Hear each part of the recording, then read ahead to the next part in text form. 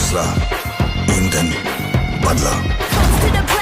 पाकिस्तान का मुस्तकबिल अब हिंदुस्तान तय करेगा। जहाँ दर्द है वहाँ मर्द है। ሰላም ጤና ይስጥልን ቤተሰቦች፣ ዱረንደር 2 ወይም ዘ ሪቬንጅ የተሰኘው ፊልም አሁን ለሲኒማ እይታ ከበቃ ሁለተኛ ሳምንቱን ደፍኗል። ፊልሙ በሁለት ሳምንት እንኳን ቦክስ ኦፊስ ላይ የሰበሰበውን ገንዘብ ስናይ በራሱ ትልቅ ሪከርድ ያስቀመጠና ድንቅ ስራ ሊሰራ ችሏል። የዚህ ፊልም አስገራሚ ነገር በህንድ ውስጥ እንኳን በጣም ምርጥ ገንዘብ እየሰበሰበ ነው ያለው። ከዛ በተጨማሪ ኦቨርሲስ ማርኬት ላይ ወይም ከህንድ ውጭ ባሉት ሀገራት ላይ እጅግ በጣም አስደናቂ የሆነና ምርጥ ገንዘቦችን እየሰበሰበ እየሄደ ነው ያለው።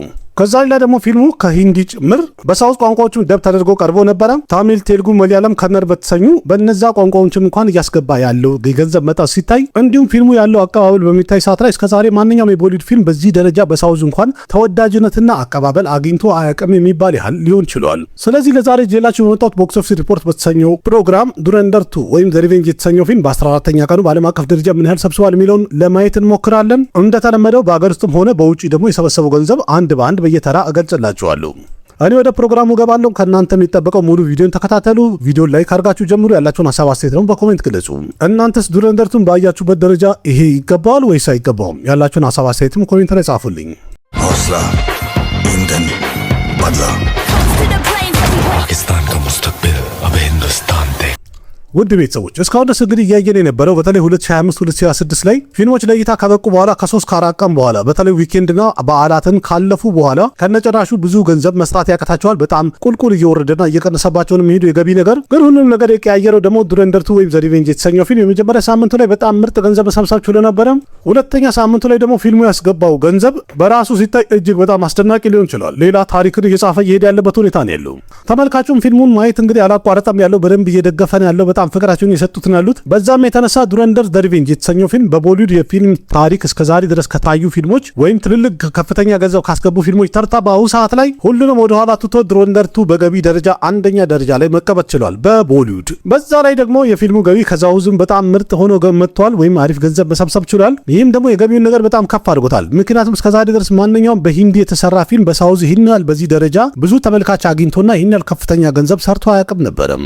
በጣም ብዙዎቹ ፕሮፓጋንዳ ነው ብሎ ቢወቅሱትም ግን አይቶ ፊልሙን ተመልካቾቹ አይቶ የሚወጡ ሰዎች እንደተናገሩት ከሆነ በዚህ ፊልም ላይ አስገራሚ ታሪክን፣ በጣም ድንቅታ አክሽንን እንዲሁም ደግሞ ካራክተሮቹን ያቀረቡበት መንገድ ተመልካቹ በጣም ለየት እንዳለበትና በጣም እንደወደደው ብዙ ጊዜ ደጋግሞ ሲናገሩ የሚሰማ ቃል ሆኗል። የፊልም ሀያሲያን በጣም ብዙዎቹ ትልቅ እስከ ደስታር የሰጡትና በጣም አሪፍ እንደሆነ የተናገሩ ሲሆን ተመልካቹ ደግሞ በጣም ወዱታል ፊልሙን። በተለይ ቀደም ብዬ እንደነገርኳችሁ ፊልሙ በሲኒማ ስኬል ነው የተሰራውና በሲኒማ ሲታይ እጅግ በጣም የሚያምር ነገር አለው። በዛም ደግሞ ተመልካቹ በጣም ኢንጆይ ያደረገበት የተዝናናበት ያለበት ሁኔታ ነው ያለው። ምንም እንኳን ፕሮፓጋንዳ ቢሆንም ግን ፊልሙ ላይ የታየው የታሪክ ፍሰት እጅግ በጣም አዝናኝ ስለሆነ ተመልካቹ ወዶታል። በቃ አሁን ይሄ ምንም ማድረግ አንችልም። ለዛም ይመስላል እንግዲህ ፊልሙ አጀማመሩ በጣም ከፍተኛ ነበረ። ከዛ በኋላ በመሃል ትንሽ ወርዶ ቀንሶ ነበረ። ግን ደግሞ ልክ ሁለተኛ ዊኬንዱ በሚወጣ ሰዓት ላይ ቅዳሜና እሑድ ሲደርስ በድጋሚ አስገራሚ ገንዘቦችን እየሰራ እንደገና ከፍ ማለት ችሏል።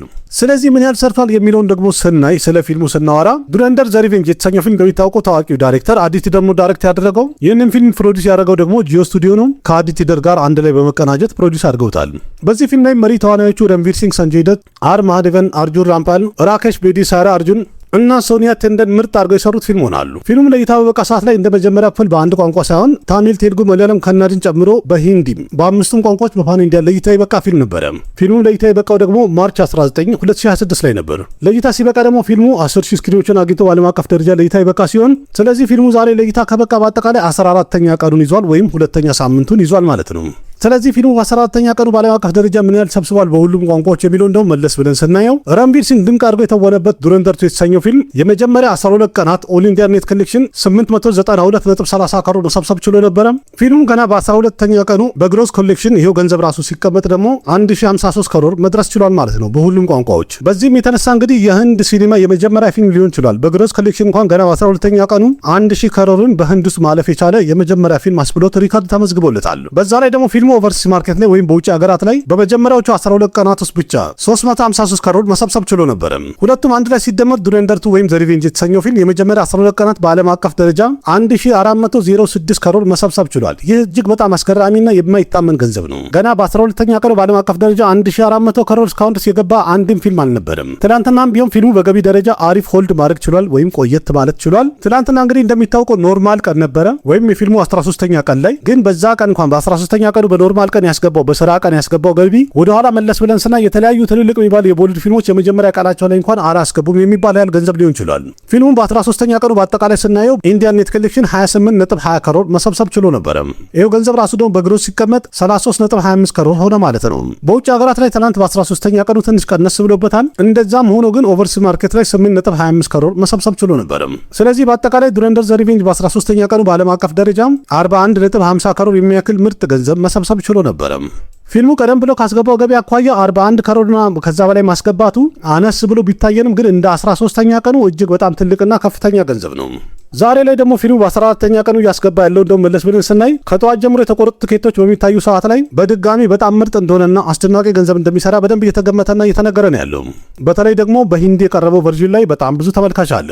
በሳውዝ እንኳን የቀረቡት ፊልሞች ላይ ወይም በሳውዝ ቨርዥኑ ላይ በጣም ቀንሶበታል፣ ወርዷል የሚባል ሲሆን ግን የሥራ ቀን ነው። በዛ ላይ ደግሞ 14ኛ ቀን ነው። ከዛ አኳያ ሲታይ በድምሩ በአጠቃላይ ቦክስ ኦፊስ ላይ አስደናቂ ገንዘብ ወይም ምርጥ ገንዘብ ይሰራል ተብሎ ተገምቷል። ከጠዋት ጀምሮ የተቆረጡ ትኬቶች ሲታይ ከትናንት አኳያ ከ8 እስከ 12% ዝቅ እንዳለበት ወይም እንደቀነሰ ተነግሯል። በዛ ላይ ደግሞ የከሰዓት የማምሻውና የማታ ትኬቶችም ቀንሶበታል ወይም ወረድ ብሏል ተብሏል። በአጠቃላይ በግምት እንግዲህ እስካሁን ድረስ የወጣው የገበያ ጥናት ባለሙያዎች እንደተናገሩት ከሆነ በ14ኛ ቀኑ ዱረንደር ዘ ሪቬንጅ የተሰኘው ፊልም ኦል ኢንዲያ ኔት ኮሌክሽን 23.50 ከሮር አካባቢ ይሰራል ተብሎ የተገመተ ሲሆን ይሄው ገንዘብ ራሱ ደግሞ በግሮስ ሲቀመጥ 28.75 ከሮር አካባቢ ይደርሳል ተብሏል።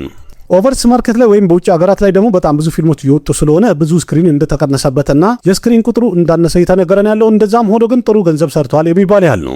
እስካሁን ድረስ በወጣ ሪፖርት ዱረንደር ዘ ሪቬንጅ የተሰኘው ፊልም በ14ኛ ቀኑ ኦቨርሲስ ማርኬት ላይ 6.75 ከሮር አካባቢ በግሮስ ኮሌክሽን ይሰበስባል ተብሎ ተገምተዋል።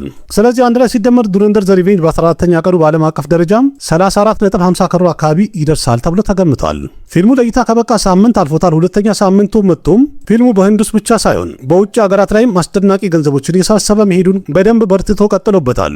ስለዚህ ዱረንደር ዘ ሪቬንጅ የተሰኘውን ፊልም በአምስቱም ቋንቋዎች በዓለም አቀፍ ደረጃ የሰራቸውን ሁሉንም አንድ ላይ እንደምረው ከተባለ ደግሞ ፊልሙ በ14ኛ ቀኑ ኦል ኢንዲያ ኔት ኮሌክሽን በህንድ ውስጥ ብቻ የሰበሰበው 944 ከሮር መድረስ ችሏል ማለት ነው። በዚህ ገንዘብ ብቻ እንኳን በኦል ኢንዲያ ኮሌክሽን በጣም ምርጥ ገንዘብ እንደሰራ ተነግሯል። በቀጣይ ደግሞ 2 እና 3 ቀናት ውስጥ ብቻ በኢንዲያን ኮሌክሽን ጉዳይ 1000 ከሮር መግባቱን በደንብ ያረጋገጠ ፊልም ሆኗል። ግን ደግሞ ይህን እንዳለን ስናየው በግሮስ ኮሌክሽን ይሄው ገንዘብ ራሱ ሲቀመጥ ደግሞ ኦል ኢንዲያ ግሮስ ኮሌክሽን 1114 ከሮር መድረስ ችሏል ማለት ነው። ይሄ በጣም አስገራሚ ነው። ስለዚህ በዚህ ገንዘብም የቦሊውድ የመጀመሪያ ፊልም መሆን ችሏል። በኢንዲያን ግሮስ ኮሌክሽን ጉዳይ 1000 ከሮር ማለፍ የቻለ የመጀመሪያ የቦሊውድ ፊልም አስብሎታል። በውጭ ሀገራት ላይ እስካሁን ድረስ የሰራው ገንዘብ በራሱ ሪከርድ የተቀመጠ ነው ወይም ደግሞ ከፍተኛ ገንዘብ እንደሆነ ተነግሯል። እስካሁን ድረስ በአጠቃላይ ኦቨርሲስ ማርኬት ላይ በግሮስ ኮሌክሽን የተቀመጠው 368 ከሮር መስራቱ አስገራሚ ያድርጎታል። ሁሉም አንድ ላይ ሲደመር እንግዲህ ዱረንደር ዘ ሪቬንጅ የተሰኘው ፊልም በ14ኛ ቀኑ በዓለም አቀፍ ደረጃ በግሮስ ኮሌክሽን 1482 ከሮር መድረስ ችሏል ማለት ነው። ይህ በጣም አስገራሚ ነው። ገና የመጀመሪያ 14 ቀናት ላይ በዓለም አቀፍ ደረጃ 1482 ከሮር ማስገባቱ እጅግ በጣም ተአምራዊና አስደናቂ ገንዘብ ሆኗል። በቀጣይ ጥቂት ቀናት ውስጥ እንግዲህ በዓለም አቀፍ ደረጃ ፊልሙ 1500 ከሮር እንደሚገባ በደንብ ያረጋገጠና የሚያሳውቅ ነገር አለው። በዛ ላይ ደግሞ አሪፉና ጥሩ ነገሩ ከቦሊውድ እንኳን የሚወጣ ትልቅ ፊልም በዚህ ሳምንት ምንም ስለሌለም ሶስተኛ ዊኬንዱ ላይ ፊልሙም በደንብ ጃምፕ እንደሚያደርግና ከፍተኛ ገንዘብ እንደሚያስገባ እርግጠኛ ትሆናል። ምክንያቱም የሚጋፋውና የሚሻማ ምንም አይነት ትልቅ ፊልም ለይታ አይበቃም። በአሁኑ ሳምንትም 1500 ከሮር እንደሚገባ በደንብ አረጋግጧል። ግን ደግሞ የምናየው ከ1500 ከሮር በላይ ቦክስ ኦፊስ ላይ ይሄ ፊልም በቀጣይ እንግዲህ ፊልሙ 1800 1700 ላይ ይቆማል ወይስ ደግሞ 2000 ከሮርንም አልፎ በጣት ሊሄድ ይችላል። አንድ ፊልም እንግዲህ በአጠቃላይ 2 ወር በሲኒማ እይታ መቆየት ይችላል። ከተወደደ ደግሞ መቆየት ግዴታ ነው፣ መብቱ ነው። ተመልካች ከሌለና እየቀነሰ ከመጣ ነው ብዙ ጊዜ ብዙ ፊልሞች የሚወርዱት። ዱረንደር ግን አሁንም እየታየ ነው ያለው፣ በጣም ጥሩ እየሄደ ነው ያለው። ስለዚህ በደንብ የሚያረጋግጠው እንግዲህ 8ኛ ሳምንቱን ጨርሶ ከሲኒማ ይወርዳል ተብሎ ይጠበቃል። ምን ትላላችሁ? ገና በሁለተኛ ሳምንቱ ይሄን ያህል ካስገባ 6 ሳምንት ደግሞ ገና ይቀረዋል። ስንት ይደርሳል ትላላችሁ? 1800 ያልፋል። ፑሽፓን እንኳን እንደሚያልፉ እያረጋገጣልን ያለ ነገር ነው ያለው። የደንገልን አልፎ ይሄዳል። 2000 ከሮር ማለፍ ይችላል። ከዛ በላይስ ምን ያህል ይደርሳል ትላላችሁ? ውስጥ ያላችሁን ሐሳብ አስተያየት ኮሜንት ላይ ጻፉልኝ። ምንም እንኳን ፊልሙ ብዙ ነገሩ ቢወቀስም እና የተለያየ ነገር አስተያየት ቢሰጥበትም ያ ነገር ግን ጠቅሞታል። መጀመሪያ ተናግሬያለሁ። ፕሮፓጋንዳ መባሉና በተለያየ ነገር መነሳቱ ተመልካቹ ምንነቱ ልይ ያለ በጣም እየጓጓና ለማየት እየተገደደ ያለበት ሁኔታ እንዳለ በደንብ እያየውን ያለሁት። ስለዚህ በየቀኑ እንግዲህ ያለውን ነገር ስነግራችሁ ብዙዎቻችሁ እየፈረገጣችሁ ነውና በናጨቀጨከን ምናምን ነገር እንዳትሉ በየሳምንቱ ያለውን እንግዲህ እያቀረብኩ ነው ያለሁት። ያላችሁን ሐሳብ አስተያየት ኮሜንት ላይ ጻፉ። ልክ እንደዚህ ያለውን የተለያዩ ፕሮግራሞች እንዳቀርብላችሁ ደግሞ ደገፍ አድርጉኝ፣ ቻናሉን እናሳድገው። ለማንኛውም ቪዲዮ ከተመቻችሁ ላይ ካርጉ ያላችሁን ሐሳብ አስተያየት በኮሜንት ግለጹ። ለጓደኞቻችሁ ሼር አድርጉ።